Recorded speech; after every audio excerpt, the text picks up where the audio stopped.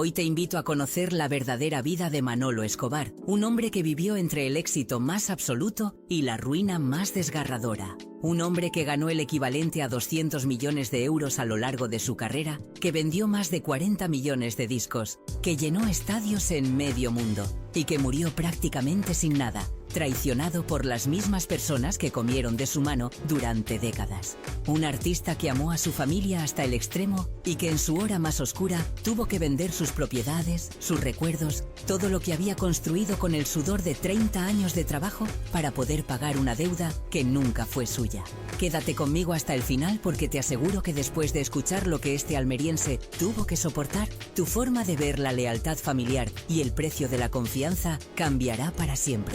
Tú que quizás solo recuerdas su rostro sonriente cantando «Y viva España». Debes retroceder conmigo al 19 de octubre de 1931, a las Norias de Daza, un pedazo olvidado de tierra seca en El Ejido, Almería. Manuel García Escobar no llegó a este mundo rodeado de privilegios ni de aplausos. Nació en el seno de una familia humilde, profundamente humilde, en una España que se desangraba en tensiones políticas que pronto estallarían en la guerra más brutal de su historia. Su infancia en aquella tierra árida no fue el preludio de un cuento de hadas, sino un campo de batalla silencioso contra el hambre y la miseria. Mientras otros niños soñaban con juguetes, Manolo crecía observando cómo un enemigo invisible y despiadado, la pobreza, se sentaba a la mesa de su casa cada noche. No era una casualidad ni una mala racha, era la realidad de millones de españoles en la posguerra, una época donde comer pan todos los días era un lujo que su familia no podía permitirse. Su padre trabajaba la tierra de sol a sol por unos céntimos que apenas alcanzaban para sobrevivir. Su madre cosía por las noches hasta que los dedos le sangraban, intentando desesperadamente que sus hijos no se fueran a la cama con el estómago vacío. Desde muy pequeño, Manolo comprendió que la esperanza era un lujo que su familia no podía permitirse. El hambre, ese monstruo que se esconde en las tripas de los niños pobres, no respetaba edades ni condiciones. Aquella humildad de sus orígenes forjó en él una determinación de hierro. Sabía que si quería escapar de aquel destino, si quería darle a su madre una vida mejor antes de que fuera demasiado tarde, debía aprovechar la única herramienta que el destino le había dado: una voz potente, clara, con ese timbre andaluz que te erizaba la piel y te llegaba directamente al corazón. No tenía dinero para estudiar música, no tenía maestros, no tenía contactos, solo tenía su voz y un sueño que parecía tan absurdo como necesario: cantar para vivir. La tragedia de no tener nada te enseña algo que el dinero nunca puede comprar: la capacidad de resistir golpes que quebrarían a cualquier adulto. Manolo creció descalzo en verano, hambriento en invierno, sin libros, sin escuela más allá de lo básico, sin nada que remotamente se pareciera a una infancia feliz. Pero cantaba. Cantaba mientras ayudaba en el campo, cantaba mientras llevaba el agua del pozo, cantaba para su madre mientras ella cosía con lágrimas en los ojos porque no había comida suficiente para todos. Y cuando cantaba, por un momento, el hambre no dolía tanto. Llegamos al año 1946, cuando Manolo tenía apenas 15 años, un año que cambiaría su vida para siempre, aunque entonces no lo sabía. Imagina a ese muchacho delgado como un alambre, moreno por el sol implacable de Almería, con el corazón latiendo a 1000 por hora, tomando la decisión más valiente y aterradora de su vida: marcharse. Barcelona, la ciudad enorme, imposible, lejana como otro planeta. Aquel era el destino de miles de andaluces que huían del hambre. El lugar donde todas las familias pobres soñaban encontrar trabajo en las fábricas, en la construcción, en cualquier cosa que diera un jornal. Manolo no buscaba la corona del éxito inmediato, simplemente quería sobrevivir. Tal vez cantar en algún bar por unas monedas, enviar algo de dinero a su madre. Aquello, lejos de ser una aventura romántica, fue su billete hacia un infierno de soledad y rechazo en una ciudad que no lo esperaba ni lo quería. Pero el camino hacia lo más alto nunca es gratuito, y Manolo estaba a punto de descubrirlo de la forma más brutal posible. Su llegada a Barcelona representó una ruptura total con su pasado almeriense, pero el hambre de su infancia siempre encontraría la forma de volver, años después, de una manera que nunca imaginó, convertida en traición familiar y ruina económica. Nadie imaginaba, cuando aquel muchacho flaco y desconocido pisó Barcelona con una maleta de cartón, que se convertiría en el cantante más exitoso que España había conocido. Los primeros años fueron un infierno de rechazo y supervivencia.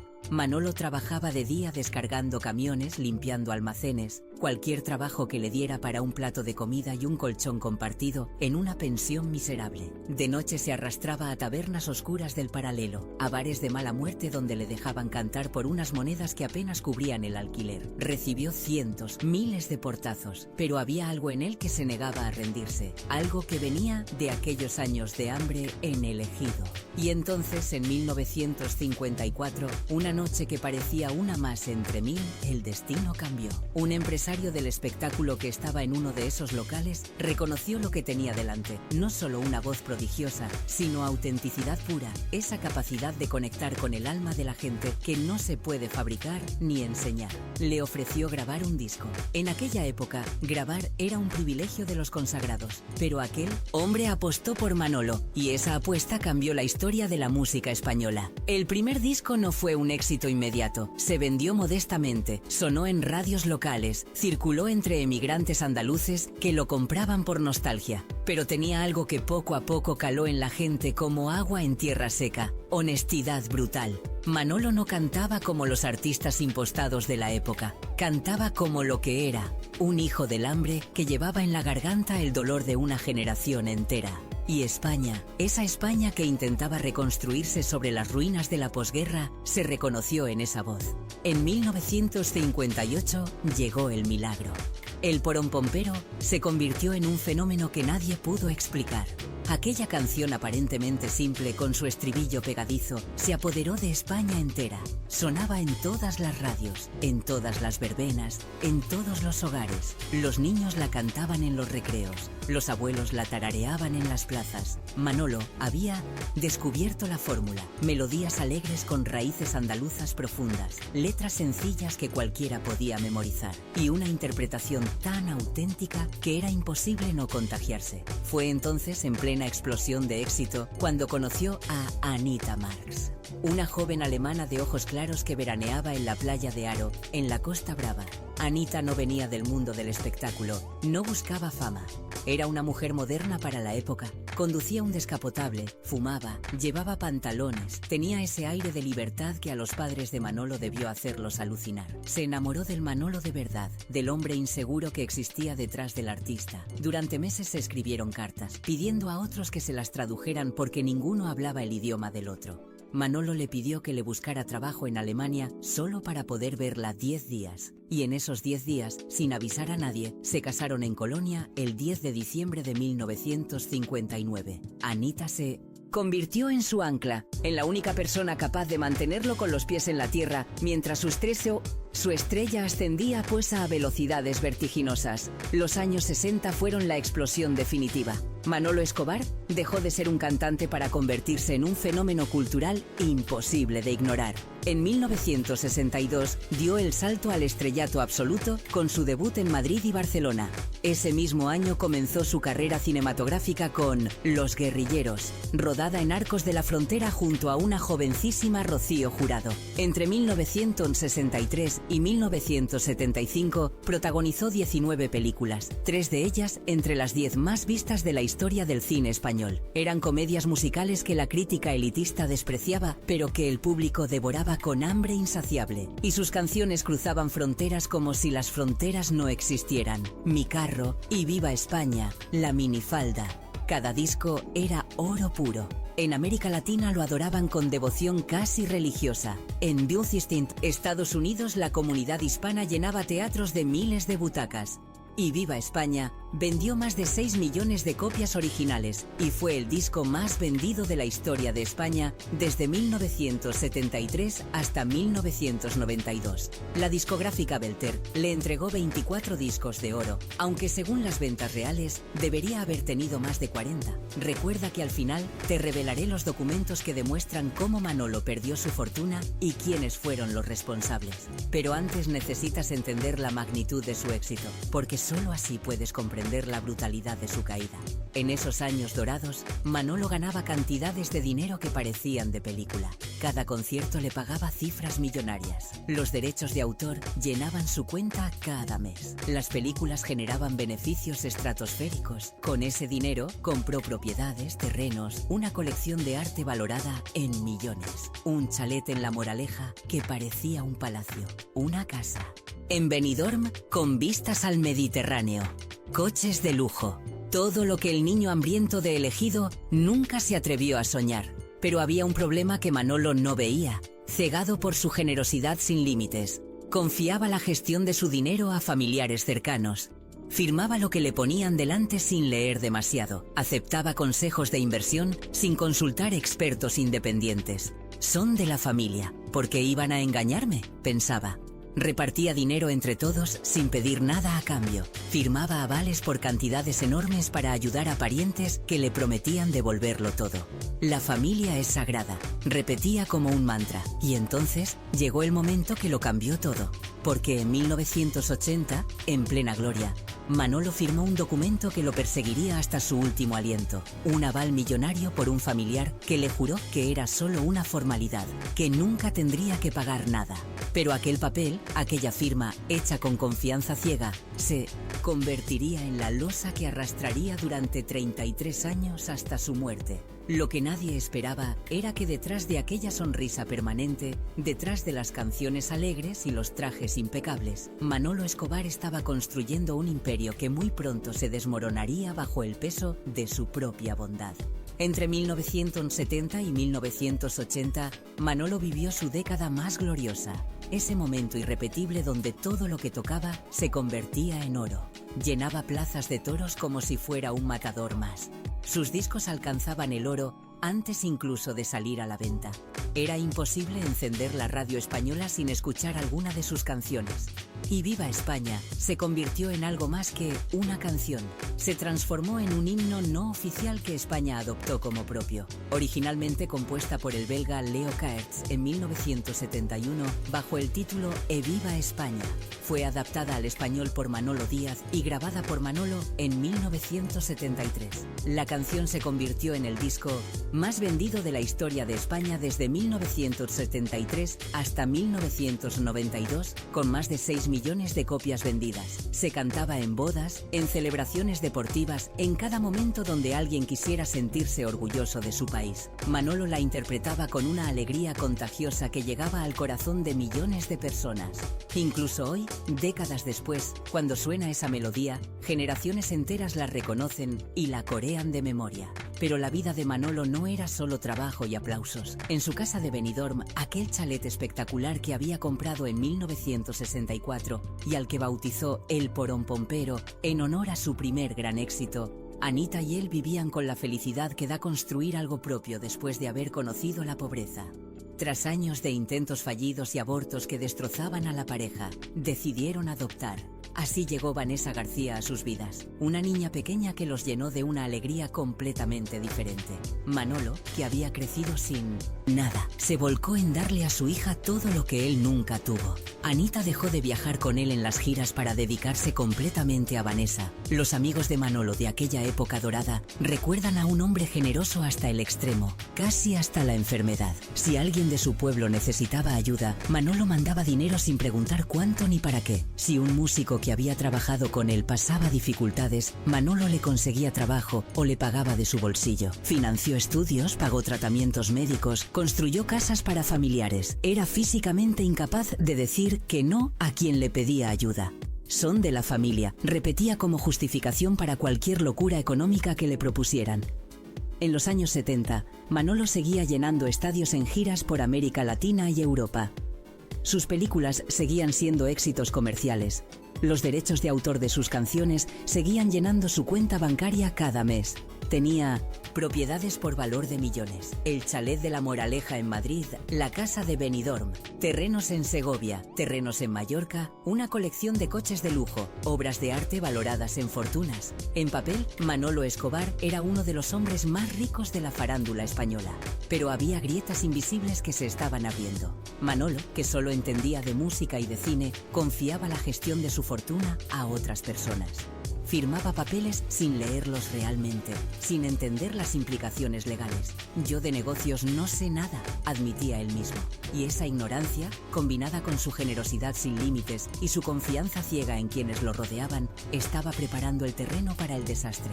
En 1980, un socio muy cercano, alguien en quien Manolo confiaba como si fuera familia, le propuso invertir en un negocio que parecía garantizado, una fábrica de pantalones vaqueros. Le prometió beneficios estratosféricos, le aseguró que era una inversión segura y le pidió algo que entonces parecía una simple formalidad, que firmara un aval personal, un documento bancario que respaldara la operación. Manolo, confiado, sin consultar con abogados independientes, sin leer las letras pequeñas, firmó aquel papel que especificaba algo terrible. Si la empresa quebraba, él pagaría con sus bienes personales. Aquel socio lo había organizado todo con una frialdad calculadora. Había puesto todos sus propios bienes a nombre de su mujer para quedar protegido. Cuando la fábrica quebró inevitablemente, aquel hombre se declaró insolvente y desapareció sin pagar un céntimo.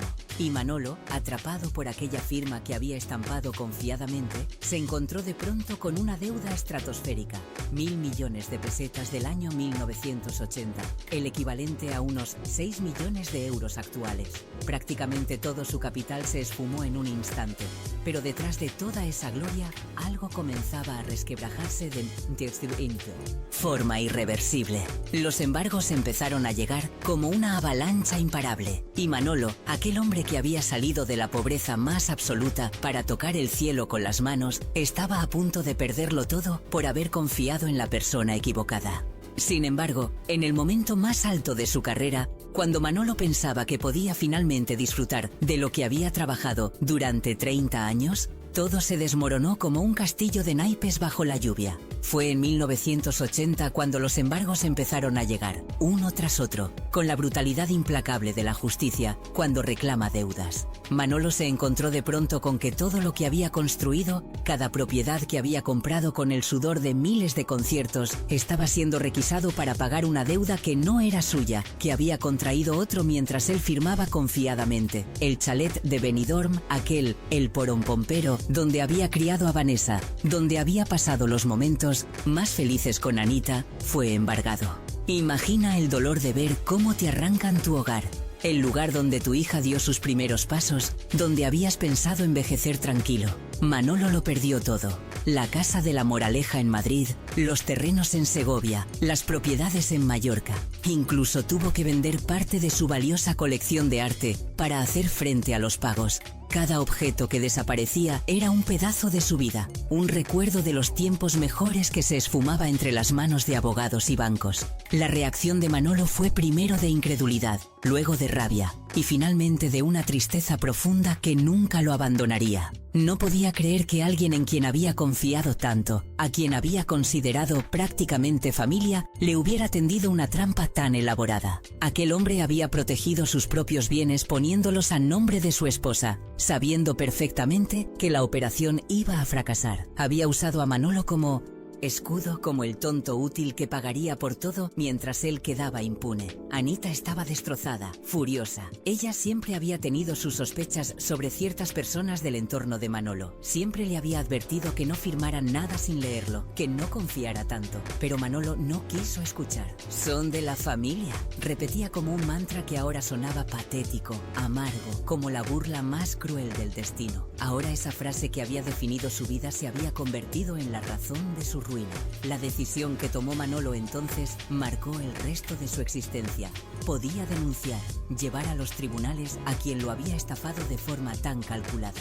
Tenía pruebas, tenía documentos que demostraban la trampa. Pero los procesos judiciales en España son lentos, carísimos, desgastantes. Y significaba convertir su vida en un circo mediático, airear su vergüenza, admitir públicamente que había sido un ingenuo. Manolo, con ese orgullo andaluz que lo caracterizaba, no pudo soportar esa humillación. Decidió pagar, absorber la deuda, trabajar hasta el último aliento para saldar lo que otro había robado. Los años 80 y 90 fueron una agonía financiera interminable. Manolo tuvo que volver a los escenarios con más frecuencia de la que su cuerpo y su corazón podían soportar. Aceptaba contratos que antes habría rechazado, actuaba en pueblos pequeños por cachés ridículos comparados con lo que cobraba en su época dorada. Pero el mundo había cambiado drásticamente. La música española estaba en otra era. Otros géneros dominaban las listas, otras voces sonaban en las radios. Las nuevas generaciones no conocían a Manolo Escobar o lo veían como algo del pasado remoto, una reliquia folclórica de sus abuelos. Durante 33 años, desde 1980 hasta su muerte en 2013,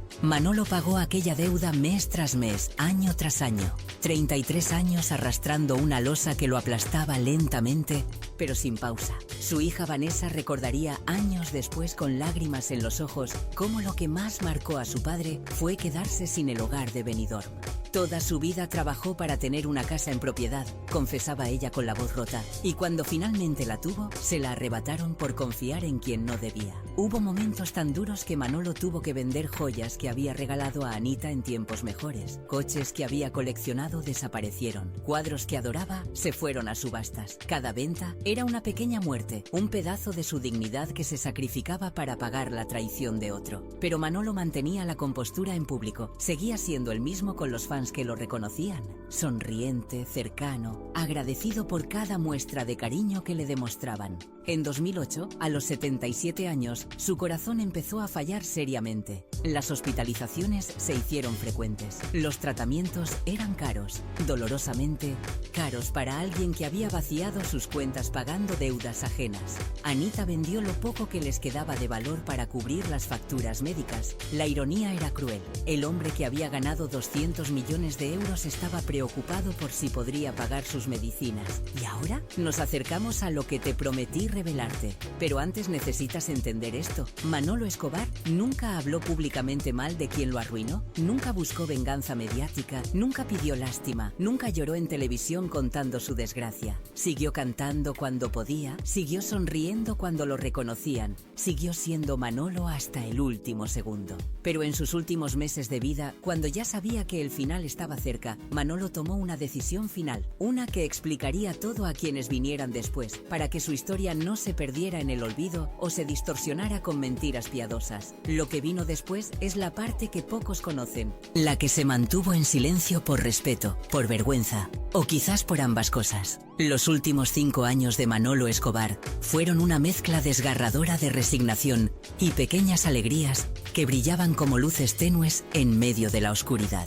Vivía en un apartamento modesto en Benidorm, nada que ver con aquel chalet embargado donde había sido feliz. Anita seguía a su lado, como siempre, como desde aquella boda apresurada en Colonia 54 años atrás, cuidándolo con una devoción que hacía que Manolo dijera que ella era lo único verdaderamente bueno que le había pasado en la vida. Recibía visitas ocasionales de fans antiguos que lo reconocían por la calle y querían saludarlo, agradecerle lo que su música había significado en sus vidas. Manolo los atendía con la misma calidez de siempre, les firmaba autógrafos en servilletas de bar, se tomaba fotos con teléfonos móviles que apenas sabía usar. Mientras alguien me recuerde, sigo vivo, decía con esa mezcla de humor y melancolía que lo caracterizaba incluso en la adversidad. Esas pequeñas muestras de cariño lo mantenían vivo más que cualquier medicina. En 2012, su salud empeoró de forma irreversible. El corazón que había resistido décadas de estrés, de viajes agotadores, de emociones intensas y traiciones dolorosas, ya no respondía a los tratamientos. Los médicos fueron claros con él. Era cuestión de meses, tal vez semanas. Manolo lo aceptó con una serenidad que sorprendió incluso a Anita. He vivido más de lo que merecía, le dijo con los ojos brillantes. He cantado en medio mundo, he conocido a gente maravillosa, he tenido una familia. ¿Qué más puedo pedir? Pero había algo que pesaba en su conciencia, algo que necesitaba dejar claro antes de irse.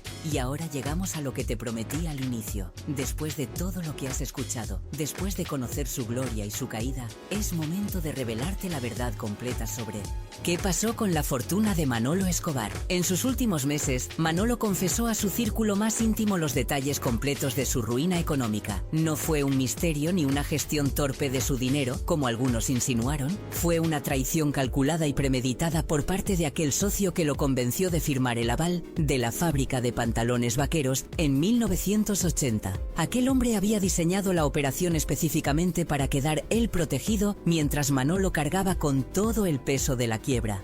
Puso sus propios bienes a nombre de su esposa antes de que todo explotara, sabiendo perfectamente que la empresa estaba condenada al fracaso. Cuando todo se derrumbó, aquel hombre se declaró insolvente y desapareció, dejando a Manolo con una deuda de 1.000 millones de pesetas de la época, unos 6 millones de euros actuales. Los embargos fueron devastadores. Perdió el chalet de Benidorm que tanto amaba, la casa de La Moraleja, los terrenos en Segovia y Mallorca, gran parte de su colección de arte. Y durante 33 años, desde 1980 hasta su muerte en 2013, pagó mes tras mes aquella deuda que otro contrajo, trabajando incluso cuando su cuerpo le pedía descanso, actuando en condiciones que antes habría rechazado.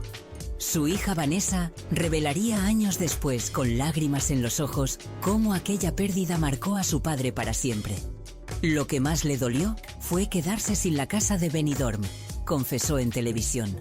Él venía de la nada, de la pobreza más absoluta, y toda su vida trabajó para tener una casa en propiedad donde envejecer con mi madre. Ver cómo se la arrebataban por confiar en quien no debía fue una herida que nunca cicatrizó. Manolo Escobar murió el 24 de octubre de 2013, rodeado de Anita y Vanessa, en una clínica de Benidorm. Tenía 82 años.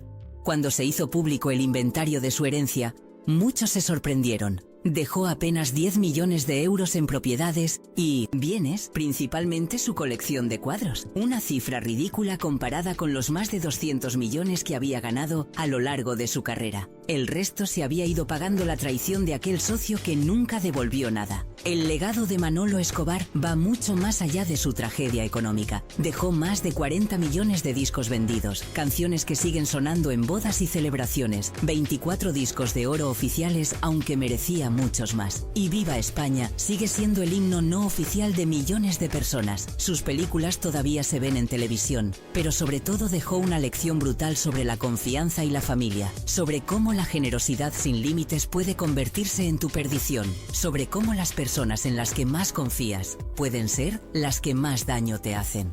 Nos enseñó que el éxito no te protege de las traiciones, que tener un corazón noble en un mundo de tiburones puede costarte todo lo que tienes, que a veces la bondad se paga con la ruina.